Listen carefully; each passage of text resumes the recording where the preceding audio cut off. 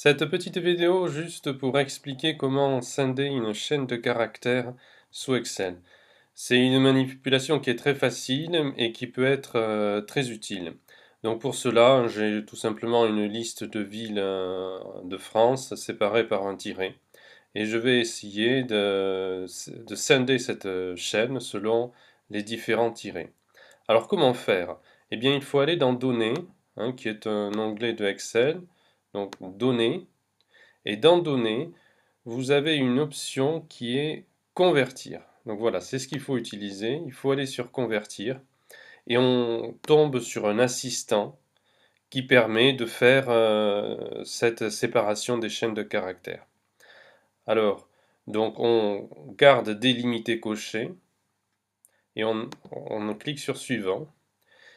Et il va nous demander quel est le séparateur. Donc c'est à ce niveau-là qu'il faudra indiquer le tiret. Alors le tiret n'est pas un séparateur indiqué par défaut, parce que c'est surtout un assistant qui est destiné au fichier CSV, hein. Donc on retrouve les séparateurs classiques du fichier CSV, le point-virgule, la virgule ou l'espace. Mais on peut cliquer sur Autre, hein, et indiquer un autre séparateur. Donc on n'a pas besoin de la tabulation, et Autre, on va indiquer le tiret. Et là on voit dans l'écran du bas que Excel prépare très bien la séparation des différentes données à partir du moment où on indique le tiret. Donc on clique sur Suivant. Alors il nous demande de sélectionner pour chaque colonne le format de données. Donc c'est un format général qui est sélectionné par défaut.